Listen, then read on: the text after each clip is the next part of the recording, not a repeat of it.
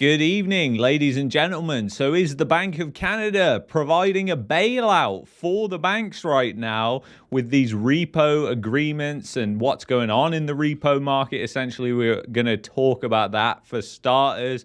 I've had so many questions about this that I feel like I got to cover it, and rightly so. You know, what's going on in the repo market is kind of a sign, actually, of what's going on. So a lot of people have been talking about this. So basically, the Bank of Canada has been stepping up in the repo market. And basically, I'm going to explain to you, best I can anyway, what the repo market actually is.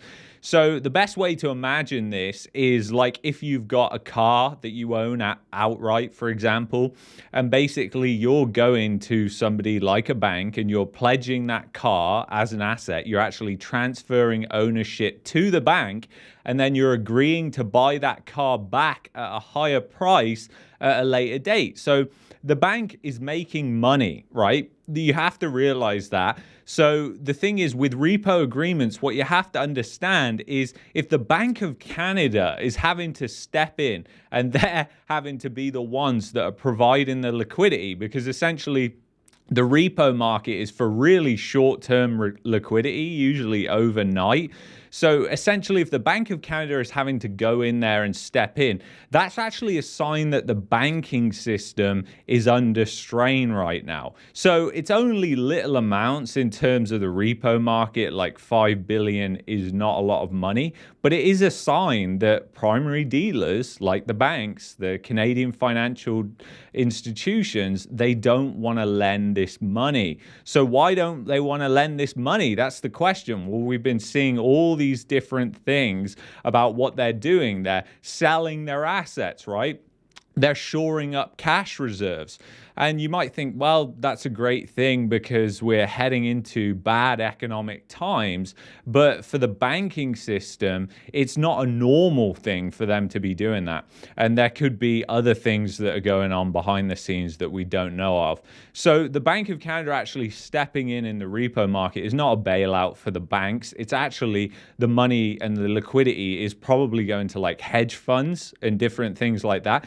And basically in the repo market, so I was just using the car example, probably explained it really, really bad, so I apologize. But in the repo market, what's actually happening is let's say, hedge fund is going into the repo market with securities. They might be mortgages, they might be government of Canada bonds, they might be US treasuries, and they're basically looking for cash. They're looking for liquidity. You know, maybe they have a liquidity problem.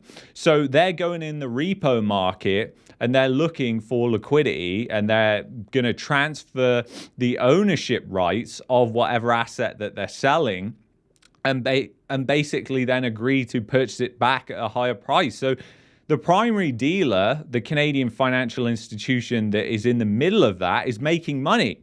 So the question is, why don't they want to make that money? So, excuse me. So anyway, all right, let's continue on here. So basically, if you look at the Bank of Canada's assets and liabilities, so this is total assets, it hasn't actually changed. And there would have been a small bump in this, I'm sure, because of them actually doing the repurchase agreements themselves. Because essentially what was happening is the Bank of Canada was stepping in. They were the ones who were stepping in, and they were buying these securities, whatever they are. So it's just a sign. Wow, you just have to ask the question, why aren't the primary dealers there, right?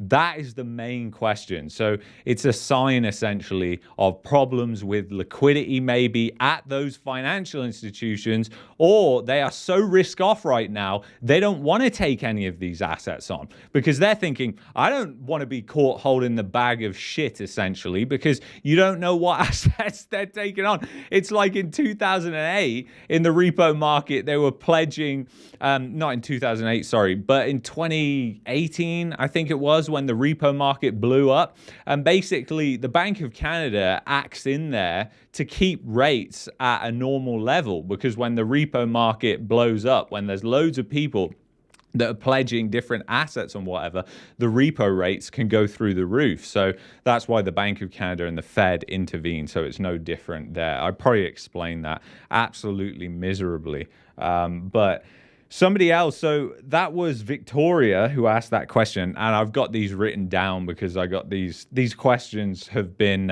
common theme, like different people have been asking the same question over and over. So these are common questions that we've had. And then Justin asked, how are renters winning in the current environment? So how are renters winning right now? It's pretty obvious to me that renters are winning because you look at the cost of home ownership right now, and that asset is a massive burden right now. It's not like it's an appreciating asset. We're in the middle of a financial crisis and housing bubble implosion right now. So essentially renters are winning anyway if you just look at the amount they're paying for shelter, because that's what it really is. That's what it boils down to.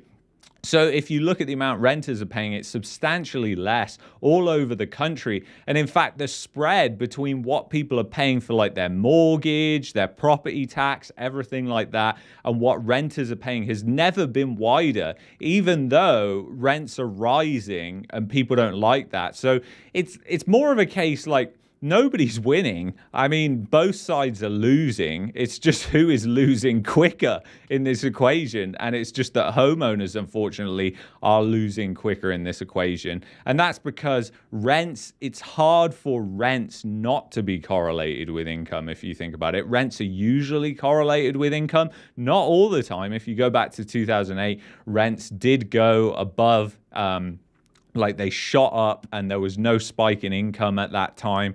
And it was basically during the financial crisis that happened. But if you were probably a decent tenant with good credit, you could have still got a deal. And anyways, it's interesting. So anyway, let's see if we got any questions in here.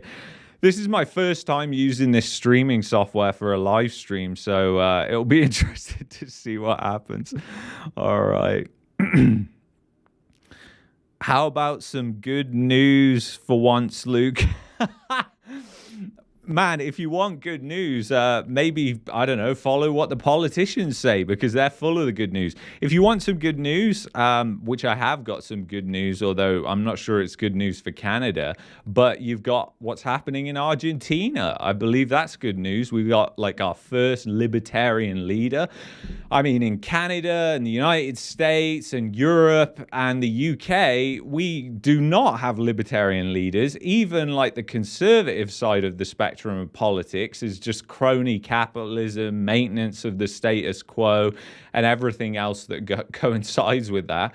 But I believe that is good news. It's a good sign that at least one country in the world, and it's a big country, and it used to be a superpower, has now got a libertarian leader. So I think that's good news.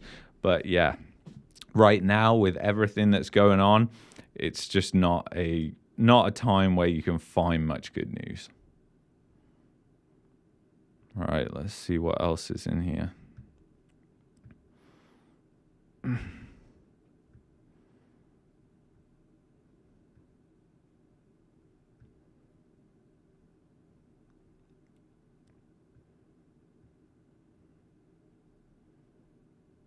Thank you, Trillion Dimes.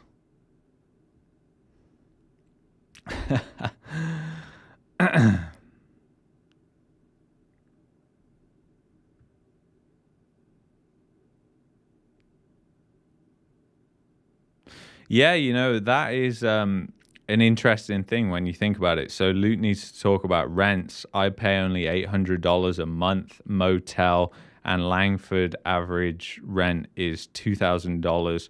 And I got a move bought out by a REIT corporation. Okay, wow. Maybe rent a room or get a truck camper, screw the rent. Yeah, I mean, it's crazy if you're on your own. And to be honest, the immigration definitely affects the rental market the most. And I think this is the problem when you have mass immigration to this point where it's this high. It's impossible not to have collapsing living standards. because essentially what happens is the people coming into the country especially are used to living in multi-generational households, are used to living in bigger households, which isn't what is normal here in Canada because we're so-called have this higher standard of living. So they will come over here and they'll pack like 20 people into a house. And obviously if there's 20 people who are earning income living in a house, then that's a totally different equation to, just a couple who are living in a single family home or a house. So obviously the thing is that good for the standard of living though? No, it's not. It's just going to bring the standard of living down for everybody. And like lots of people have probably had to move from houses to townhouses, from condos. And that's the thing. It's just where you are right now in this cycle, because that's what I'm starting to realize is like, it doesn't matter what country you look at, we're all at different points in these cycles. Like Argentina, for instance, has had like a massive economic crisis, extreme amount of pain, and now they've elected this libertarian because of that severe amount of pain. They finally realized that, hey, we need drastic change and socialism isn't working. And essentially, you look at what's going on in Canada right now, and it's impossible to not say that we're a socialist country. And even Javier Milei, and I've got a video that's coming about it on Sunday, where I went through parts of his speech that I thought were very interesting when you listen to, because the parallels with Canada right now and what he's talking about are just undeniable. So anyway, it's kind of crazy. I lost my train of thought there.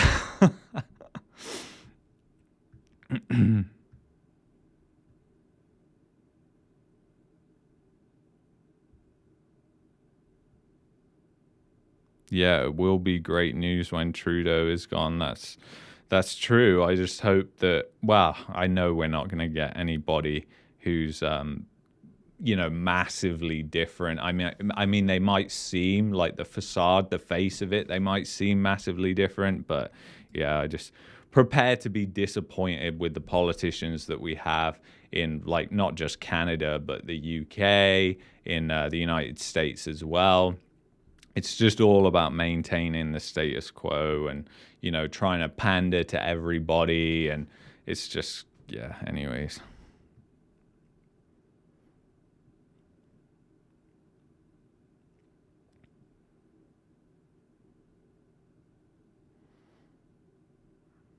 Luke, how did you get started in all this? I started making videos in a parking lot. They're still up if you go back and watch them. And it was really frustration that started this channel off. I never thought it would get to this many subscribers. And I was making videos every single week. I was just so frustrated back in 2021 because I believed that we were going to be in some sort of crisis within the next couple of years, all the herd mentality that was out there in 2021. And it almost seemed like nobody was thinking critically. And that's why I came to YouTube and I started making videos. And to my shock and surprise, there were other people who started following the channel, and then that just drove it more. And I still never forget the video where I reached 100 subscribers and I was like, this is unbelievable. This is amazing. And now we're at 55,000 subscribers, which is just crazy.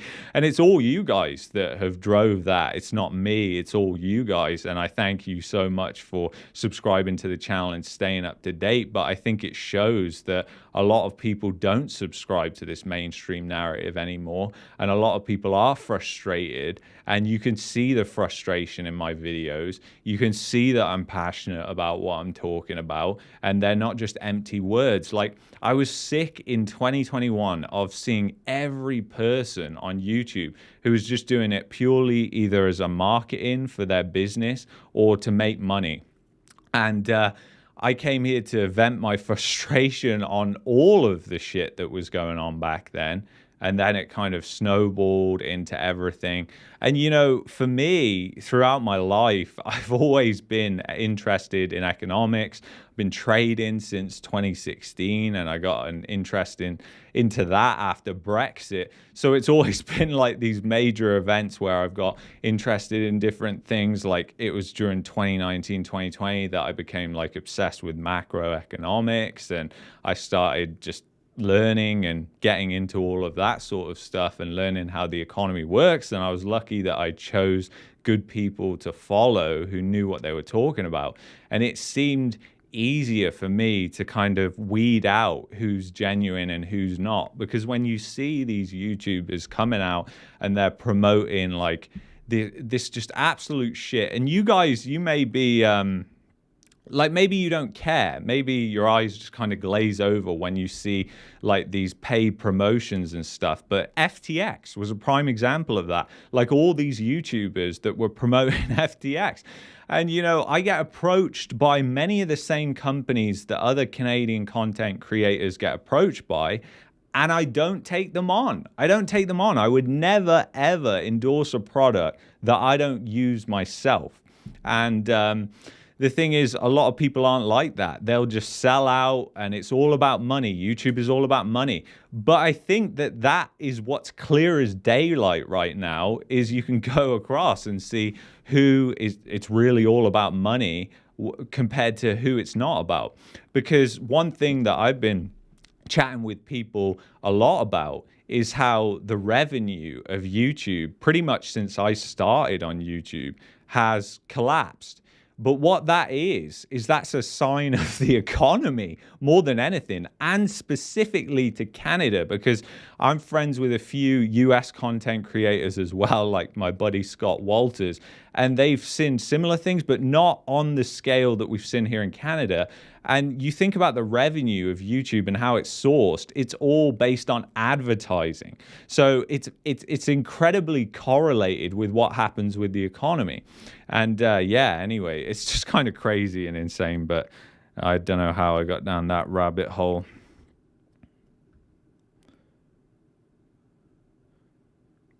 Bank of Canada injects 30 billion into repo market.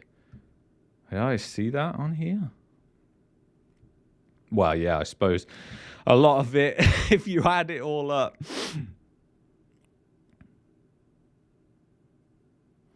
Is it safe to keep money in Canadian banks? Can you name the best countries to live in other than Canada? I think it's fairly safe, if your account is like CDIC insured. One thing I will say, though, is I think it's important to bank with multiple banks, not just have all your eggs in one basket. I think a lot of people just have one bank, and I think that is incredibly concerning. I mean, I think that you need to essentially bank with at least 2 or 3, depending on how much funds you obviously have, and just spread out your money so that if there is some sort of issue, because think about what happened last year. I mean, a lot of people would have never said, oh, these banks can go bust, but all these banks in America went bust, and these were just regional banks. But still, for those people, a lot of them got their money back because it was FDIC insured, but they didn't have access for a couple of days. And then it's just a case of making sure what you actually have is insured. Although the thing is, insurance for me is gold. I believe like you have to, on your savings, have a certain amount in gold, because if you don't, like, and that's if you have savings more than like $10,000-$20,000 really, because if you don't have gold, then essentially when the government comes in, let's say there is a bailout for a bank, where are they getting that money from? They're going to print it up, and then what's that going to do to inflation? And that's where your gold comes in as insurance, so or a hedge. Can you name the best countries to live in other than Canada? So difficult, because that's such a personal question depending on what people want. From what I've researched and what I know, I would say like Chile is a good country to go to. And I think Chile's a really good country. Peru is also a good country to go to. I mean, if you look at where those countries are in the economic and political cycle as well, they've kind of had they've recently just had their economic crises, so they're more on the rebound, or they're just going to begin to rebound.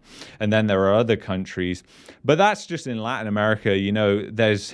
I'm not really a fan of the UAE. I think it's fake, but I have friends there and they like it there. But I think it's a really fake place, and plus it's heavily polluted, which isn't talked about a lot.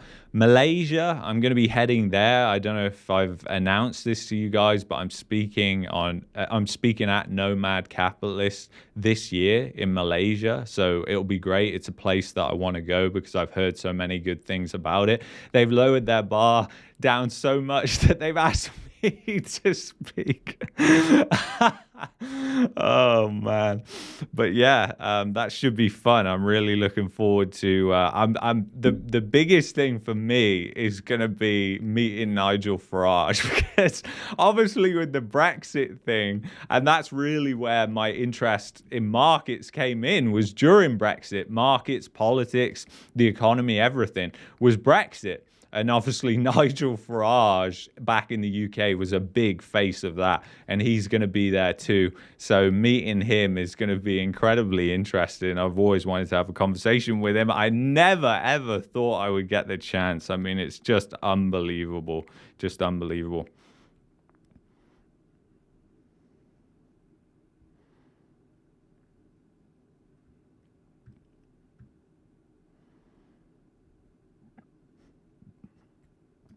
Major developer in Vancouver has gone bust, more to follow. Oh, this is just reminding me. I hope Bank of Canada doesn't cut rates. This was a big question that a lot of people have been asking in different episodes that I've done. And basically, my view on it is that if they cut rates, it's going to be because the economy is doing really bad, right? They generally cut rates when the economy is doing really bad. So you've got all this gesturing right now on social media from real estate agents and mortgage brokers who are just like, if they cut rates, everything's just going to boom. Real estate market is just going to boom. Everything's going to be okay. And I think that is utterly ridiculous. In fact, even if you look at 2020, initially when they started dropping rates, what happened to the real estate prices? They actually went down, even in Canada. Now they rebounded later in the year because the massive amount of stimulus that they injected into the economy over those couple of months. And remember, they were ramming it out of the door so quick that, they weren't even checking. They weren't even checking eligibility for these stimulus programs. They would just get it out of the door, inject it into the economy. So the real estate market rebounded pretty quickly. But initially, it actually declined. So, saying that the real estate market is going to boom when they start cutting rates is utterly ridiculous, because they'll be cutting because the economy is doing poorly. If the economy was doing really well, they'd be raising rates even higher, because that's what you do when the economy is booming. At least these central planners and central banks believe. So when the economy is booming, you raise interest rates. When the economy is doing terrible, you cut them. So I don't know. I just think there's a lot of emotions being drummed up right now around interest rates, but I think I got a video coming on it next week. Maybe the week after, or next week. It isn't next week. I don't know when it is. I haven't filmed that one, actually. I'm thinking of the correlation with immigration. I got a great video that's coming out next week that just sort of dispels all the myth about, immigration and real estate, essentially. Don't get me wrong, it has an effect on the housing market in terms of rental demand, and it also has an effect on the housing market in terms of speculation because of that rental demand and because of the immigration demand. But the immigration does not directly inflate home prices. There's no correlation. And anyway, I go through the charts and the data. It's not just me saying it, and then you hopefully can explain that to people as well. And it's the same with interest rates, guys. Like when interest rates come down, there's no correlation there. The same with interest rates going up. I mean, literally, guys, we just had this happen, but it's easy to forget with all these complete idiots that are on TikTok and all these other platforms that just spout absolute garbage. But if you want to think about interest rates, guys, last year the market went up whilst they were raising interest rates.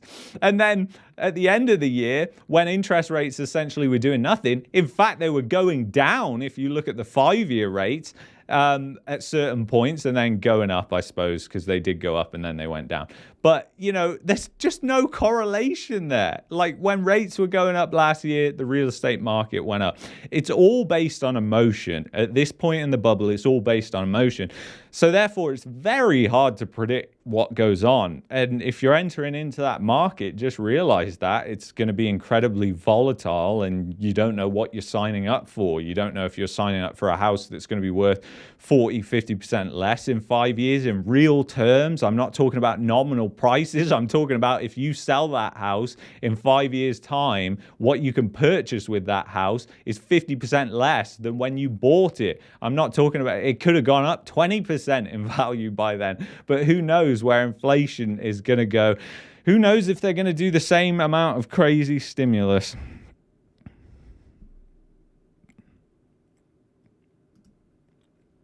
I don't know why that's so small. I'm trying to make this bigger. Thank you so much for the super chat. God, I can't get this out of the way. Oh, there we go. All right, it's on my face now. I can't see it when it's down here because I'm trying to... Oh, there we go. I can move that. All right, so I'll throw out some questions. Thought on Red Sea shipping crisis. Analysts say worse than C-19. Finally, thoughts on JPCO, others at Davos basically praising Trump and trashing Biden. You'll see a video on that on Sunday because I go through what's happened at Davos, and I think it will shock a lot of people, that video, really. It's not something that I've heard anywhere else. So the Red Sea shipping crisis, basically, I mean, there's potential right now for massive inflation. So right now, because demand is going down because we're in a recession, I mean, whether people want to believe it or not, we're in a recession right now. So demand is actually going down for goods. So that means like shipping companies have been laying people off. There's not demand there. We've had people on this channel that actually work for logistics companies, that somebody whose husband works for Canada National Railways, who said like the volume of freight has dropped drastically. So I don't think it will have a major impact at this point. But food for thought here, what happens if they do Stimulus 2.0? What happens if they do Stimulus 2.0? You've got this shit happening in the Red Sea, and then you also have the Panama Canal dry up. I mean, those two things would create a bigger inflation crisis than we saw in 2021 and 2022. So there is massive potential right now for inflation, no question of a doubt. It's all in the central planner's hands as usual. So we'll see what happens. And thank you so much for that super chat. Really appreciate it. Thanks for supporting the channel. Rishi is appointed, not elected. Yeah, that's true. I think they're having an election next year, Rishi said, so it'll be interesting. Well, it won't be interesting. They're going to vote Labour in, and Labour is kind of like the Liberals, but they've kind of become more like the Conservatives. And I'm sure the Liberals are just going to rebrand and do the same thing when the Conservatives get in. And it's just, man, it's insane. Like, there's no change. Nothing will change. You know, things will probably get slightly worse, but you know, this is the thing. Like, we don't have any decent options, and until the masses really get on board with the fact that, you know, these two parties that we have in each country are effectively ruining the country, and they have been for decades, we're not going to change. We're not going to change. We're just going to continue going down this slippery slope. Yeah, thanks so much, Robert. I remember doing all those live streams. I remember as soon as I was able to do the live streams, I switched to doing that because it was just, it was easier because I didn't have to edit them because, you know, anybody that knows me, and a load of you know me because you reached out, I've met with so many of you, And yeah, as I've said on previous live streams as well, if you want to reach out, just go to my Instagram, pop us a message. I'll reply to you. It might not be the fastest reply. I don't spend every living waking day on these social media platforms for obvious reasons, because I'm on them a lot anyway because of YouTube. But yeah, I'm always happy to speak to you. Thank you so much for being here for so long. So many of you have been here for so long. Cowson as well. You've been here for so long, buddy. Thank you so much for supporting the channel. I can remember Trent, you were there right from, like, I think even before 100 subscribers. I know you're still around somewhere. It's hard to read all the comments because there's so many these days. Yes, I was on the Canadian Real Estate Show last week. That was a fun time. I love talking to Daryl and TK. They're good guys. They're good guys. And they're funny as well. They're funnier than I am. I'm not funny at all.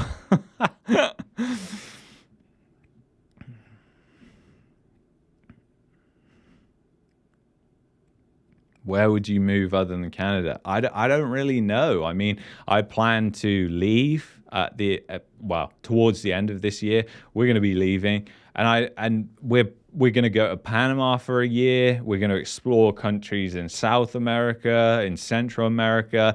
It's really hard to know whether any of the countries are better there until you've actually lived there, until you're actually there. But obviously the weather's a great thing, but it's all about freedom and liberty as well, and what's happening. A lot of these countries have been through economic crisis. I mean, I can certainly see an economic crisis coming in Panama with the canal, but the only reason we're really going to base there is because it's the central point. You can travel to all these countries fairly easy. In South America, we can still travel home. We can still travel to Canada easily. So that's why we're just going to base there for a year and see what happens. But I mean, I don't think that's a great country to live in long term, to be honest, with what's happening with the canal and the state of where they are in their cycle. I mean, they're on their downfall, in my opinion.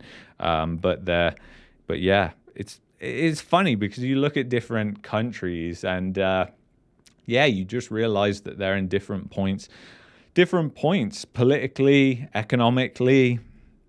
And that's what's encouraging about Argentina. I mean, that is a country I definitely want to go to and explore. Chile, Peru, those are countries that I've heard great things about. Chile has fantastic infrastructure, one of the best places for infrastructure and just like kind of first world living standards. That and Argentina, actually. So be interested to go there.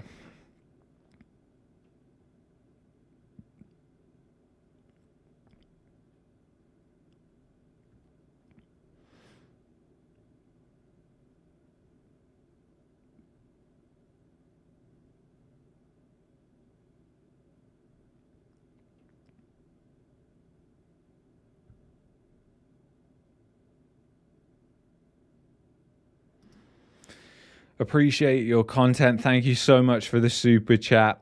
I appreciate your content. I managed to pay off my house at 36. What do you think about buying a foreign property in a better market? I mean, probably a good idea for diversification, but really you'd have to be buying it in cash. So if it's on leverage, I'd say no. Congratulations on owning your house outright at 36, man. That is just, I mean, so many people are going to envy you for that. That is unbelievable. So really, congratulations. But yeah, buying a property, I mean, the markets that I've been to are just so overvalued, and they've got overvalued because of what happened during the pandemic. Lots of people flooded. I mean, Costa Rica is just on a different level if you want to see a real estate bubble that has just grown exponentially over the past 3 years. But even Mexico has. So there's not many places that I see value in. And plus, if you're looking at foreign markets, you've just got to be wary about politics and economics and all those different things, because you can get burnt so easily. Because some of these countries, I mean, look at Ecuador, it just shows how fast that they can go into a crisis, essentially. So you have to be very careful when it comes to buying in a foreign market. But, I would say if you could find a decent deal in the United States, that would be where I would park my money, because I just believe in the dollar milkshake theory. I think the dollar is going higher. I think demand for dollar assets, US dollar assets, is just going to continue to go. And I think in the United States right now, they're kind of going through what Canada went through in 2008, because they're not as leveraged as we are. When you look at debt to household debt to GDP, debt to income, it's just not as leveraged as we are here in Canada. They did have a big deleveraging. So I think they could actually be kind of, I mean, there's definitely bubbles. There's definitely bubbles in certain areas like Florida, Arizona, and all these areas that went really, really bad, and those will probably correct. But I think essentially, like, they're going through what Canada went through, which is going to be more of a bump in the road and then continually higher. And we'll see what happens with that. I mean, I could be completely wrong, but yeah, they're just not as leveraged. And when I think of like this bubble, it's a debt bubble at its core. And there really isn't that big of, well, there just isn't a debt bubble in America when you look at like all the metrics, debt to income, debt to GDP. It's just nowhere near as much as Canada. Plus, their incomes have actually risen a lot, whereas Canada has more stagnated. So thank you so much, K Crew. Keep up the awesome non-sponsored work. Yeah. You know, it's funny because I have reached out to different companies that I actually use. So brands and things that I believe would actually benefit people, things that I actually use. But most of them don't want to work with this channel because of what we say on this channel. It's just insane. It's just absolutely insane. I mean, one thing was the VPNs, right? Because I started promoting VPNs because of all the censorship stuff in Canada, and it's real. I mean, just the other day, somebody sent me a video literally on Instagram, and I went, and it was on Rumble or BitChute, and I clicked on the video link, and guess where it sent me? It sent me to a page which said this news content is blocked in your country.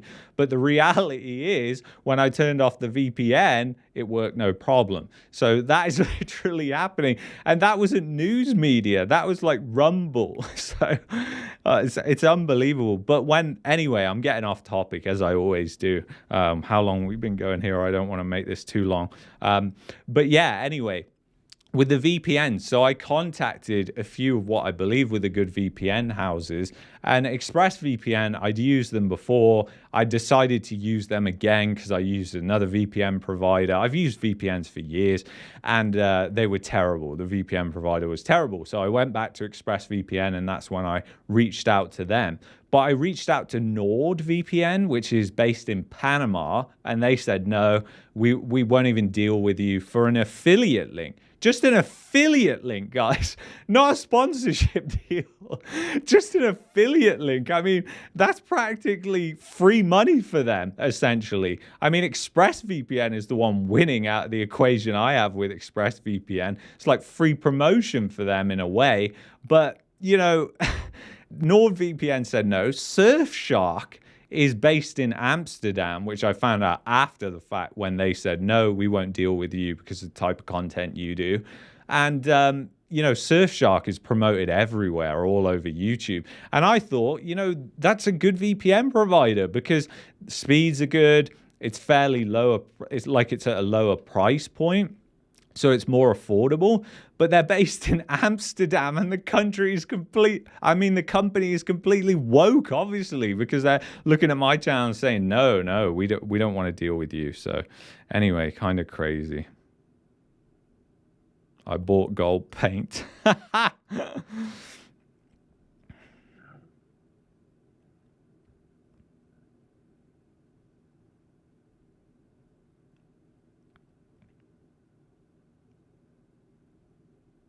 I watch you and Nomad, interesting crossover. Yeah, hopefully I'll meet some of you at the event. I don't know, it's in Malaysia, it's quite a trek.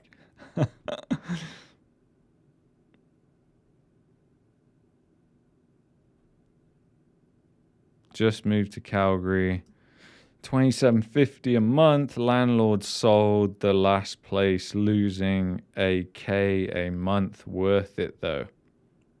they're losing a K a month, or you? I'm confused by that comment.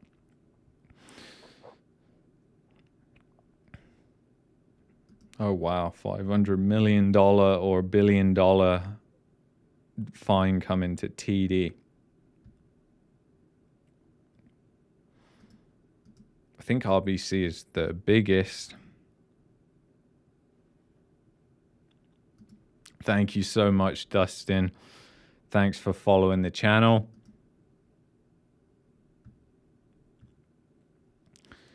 Yeah, stimulus is like getting a hit of cocaine, totally.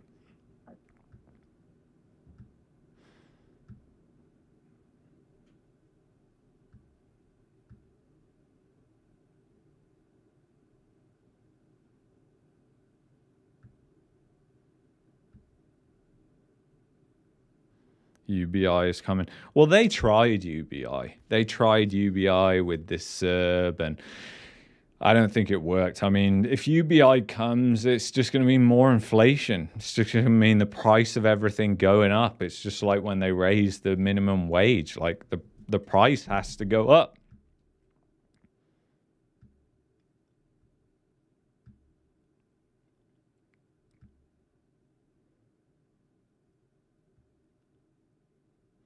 Thanks, lol. I should organize live meetups. Yeah, you know, I'll have to think about maybe doing that. Yeah. Because I do meet up with people through the channel if I'm around and they're about.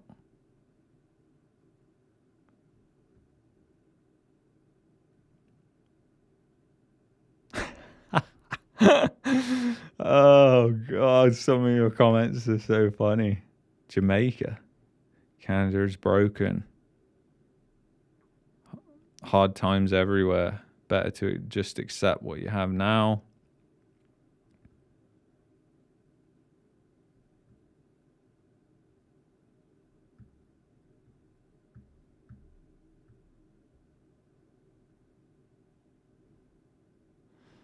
How long does a housing market take to bottom? 4 years? I mean, it's hard to say when it's this big. I mean, look at Japan. That took decades.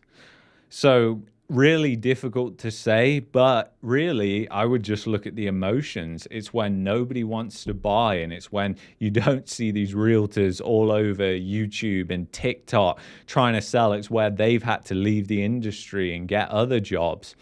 So that's when. But, you know, it's impossible to imagine that the government isn't going to try and put some floor under this by creating a massive amount of inflation through stimulus. So I don't know. Will it be allowed to bottom, or will they just inflate things? I mean, I don't think people holding real estate will be in a good scenario either way, because I think real prices will be heading down. And that's the thing. I think that that's just going to crash continually. But to your question there, it's hard to say. It's really hard to say how long. It's really until all that emotion just completely bleeds out the market, and then nobody wants to buy anymore. And then that's the time to buy, when nobody wants to buy anymore. And when you don't have all these promoters and all these different things.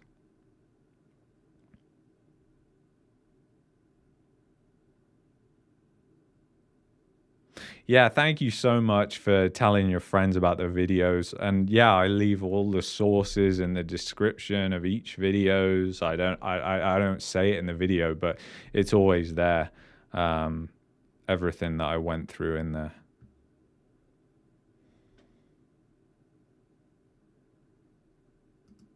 Thank you so much for the super chat. I am a lifelong Canadian, and I'm so disenfranchised with our politicians and the economy. I live in Vancouver, and I plan on leaving any day now. And yeah, you know, you and so many people, that's the thing. And so many people are leaving Canada, real smart people, entrepreneurs. And, you know, if you're an entrepreneur, like starting a small business in Canada is so difficult. For starters, you just got to ask the question, why wouldn't you do that business in the United States? Because the market is so much bigger. There's generally less red tape. There's less startup costs as well. And you're not competing with all these oligarchies essentially. But yeah, it's absolutely crazy. It's absolutely crazy. The politicians. Yeah, I mean, we could get into that, and I, I mean, people go nuts when I say anything bad about Pierre. But you know, I just think I think great. This guy is going to be better than Trudeau, but you know, a 10-year-old is better than Trudeau. And I think that, you know, Pierre is like, I don't know. I can see a lot of the lies that he's told, and he's a populist at the end of the day. Like, that's what he's going to do. He's going to try and conform to what everyone wants to hear and see, and everybody is struggling, and that's how he's kind of doing that. But you know, he's got to take partial blame for that, because if you look at the housing bubble, for instance, you know, he was in government whilst they were literally passing things that made the housing bubble go even bigger for even longer. So I was even going to do a video on that, but you know, I don't think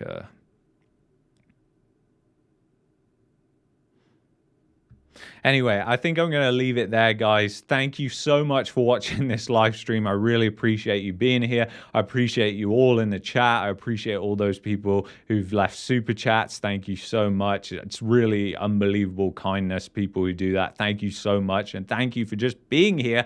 Can't thank you enough. And I will see you in the next episode, which is Sunday. Be there or be square. Javier Milei. We're going to be dissecting that video, the speech that he did. But I watched the whole thing. I've just got the different parts that I thought was relevant for us here in Canada and any Western country, I believe, anyway. And then that video, you got to see it anyway. I will see you in the next one, guys. Take care. Lots of love. Bye-bye.